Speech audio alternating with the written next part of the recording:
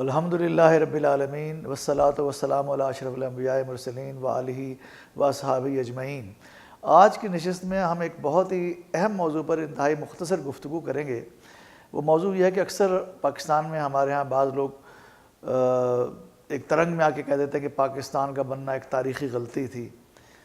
تو یہ ایک بہت ہی ظالمانہ جملہ ہے، اور یہ جملہ اس بات کی غمازی کرتا ہے کہ جو حضرات یہ بات کہہ رہے ہیں وہ نہ تاریخ سے واقف ہیں، نہ انہیں حالات کا شعور ہے۔ تو آئیے ہم جائزہ لیتے ہیں اس کا کہ یہ پاکستان، نظریہ پاکستان، تحریک پاکستان، اس کی ایک طویل تاریخ ہے۔ سب سے پہلے ہم دیکھتے ہیں کہ حالات بر صغیر کا دیکھتے ہوئے اتحاد عالم اسلامی کے ایک علمبردار تھے جن کا نام ہے سید جمال الدین افغانی۔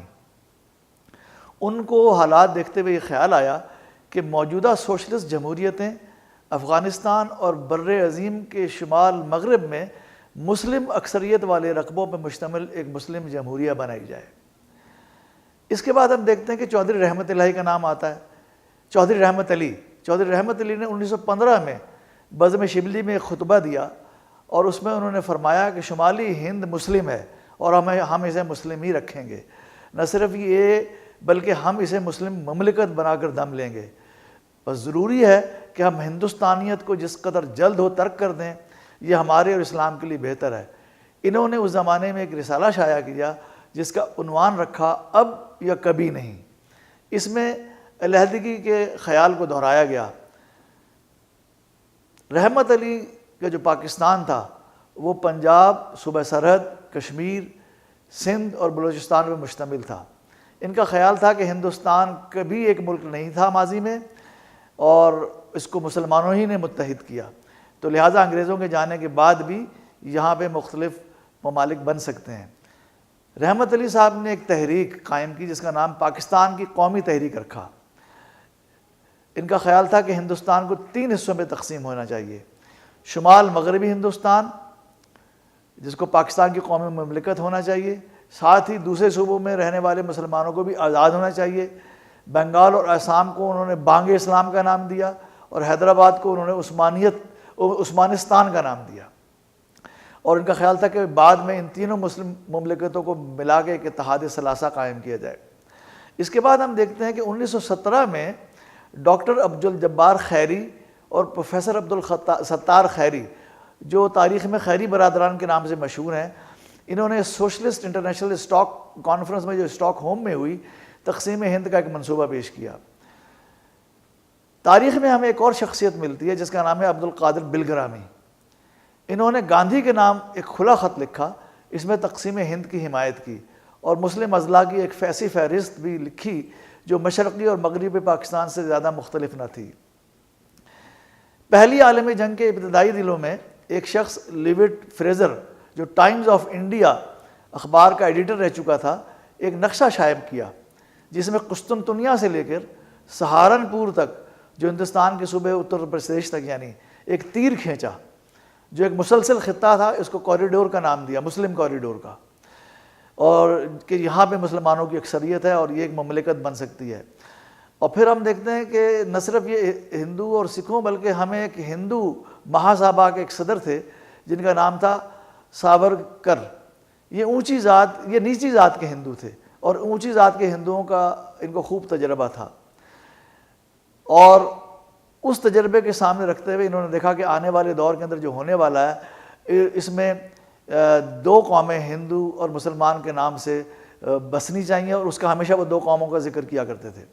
ایک اور مشہور ہندو لیڈر تھے لالا لاجپت رائے۔ انہوں نے بھی 1924 میں حالات کو دیکھتے ہوئے تقسیم ہند کا کی تجویز پیش کی تھی۔ 1923 میں صوبہ سرحد کے ضلع ڈیرہ اسماعیل خان کے سردار گل خان محمد نے ہندوؤں اور مسلمانوں کے درمیان ہندوستان کو تقسیم کرنے کی حمایت کی تھی، اور پھر ہم دیکھتے ہیں کہ اسی بات کو مولانا محمد علی جوہر نے ہمیشہ اپنی تحریروں میں دہرایا اور مسلم کوریڈور کا ذکر کیا۔ 1938 میں ہم دیکھتے ہیں کہ آغا خان سوئم نے آل پارٹیز کنونشن منعقدہ کلکتہ میں ہندوستان کے تمام صوبوں کی آزادی کی حمایت کی تھی۔ 1938 میں مسلم لیگی رہنما سر عبداللہ ہارون نے محترم لطیف صاحب کی کتاب ہندوستان میں مسلم مسئلہ کا دیباچہ لکھا۔ اس دیباچے میں انہوں نے ہندوستان کو 2 وفاقوں میں تقسیم کرنے کی بات کی۔ 1939 میں ایک مصنف نے ایک پنجابی کے فرضی نام سے ہندوستان کو 5 ملکوں میں تقسیم کرنے کی بات کی۔ ان کا خیال تھا کہ اس صورت میں بڑے پیمانے پہ آبادی کا انتقال رک جائے گا۔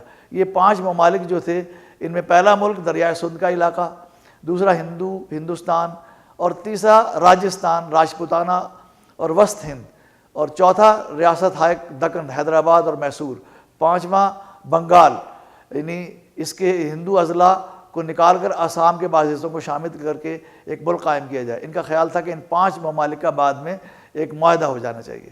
اس کے علاوہ ہم دیکھتے ہیں کہ پنجاب کے وزیر اعلیٰ سر سکندر حیات نے ہندوستان کو 7 حصوں میں تقسیم کرنے کی بات کی تھی۔ ان کے رسالہ ہندوستانی وفاق کا ایک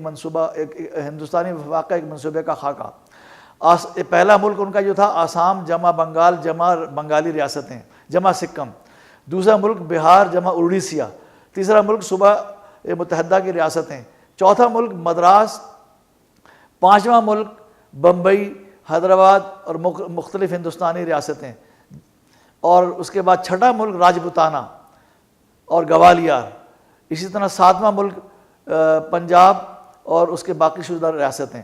تو اس طرح انہوں نے ایک نقشہ پیش کیا جس میں 7 ممالک کا ذکر تھا۔ اب اتنی طویل تاریخ، اتنے طویل خیالات، اتنے دانشوروں کی رائے، ان سب کا نچوڑ علامہ اقبال نے پھر ہمارے سامنے پیش کیا، اور علامہ اقبال پہلے عوامی لیڈر تھے جنہوں نے مسلم لیگ کے سالانہ اجتماع میں اپنی اس تجویز کو پاکستان کے نظریے کے اعتبار سے، وہاں پاکستان کا نام تو نہیں لیا، 2 قومی نظریہ انہوں نے ایک کوکٹ فارم میں پیش کیا، اور جو آگے چل کے جس نے پاکستان کا روپ دھارا۔ تو جو لوگ پاکستان کے قیام کو ایک اتفاقی حادثہ کہتے ہیں، وہ انتہائی حماقت کا شکار ہیں۔ وہ زمانے کی 100-200 سال کی تاریخ سے انتہائی ناواقف ہیں، اور میرا مشورہ یہی ہے کہ آج ہمیں اپنے نصاب میں بھی اس زمانے کی تاریخ اور جد و جہد آزادی پر ہمیں اسباق رکھنے چاہیے، تاکہ ہماری آنے والی نسل کو پتہ چلے کہ پاکستان کس عظیم و شان دانشورانہ جمہوری جد و جہد کے بعد قائم ہوا۔ اللہ تعالی ہمیں حالات کا شعور عطا فرمائے۔ ربنا تقبل منا انک انت السمیع العلیم وتب علینا انک انت التواب الرحیم۔ اللہم صلی علی سیدنا محمد وعلی آلہ وصحبہ وسلم۔ اللہم صلی علی سیدنا محمد وعلی آلہ وصحبہ وسلم۔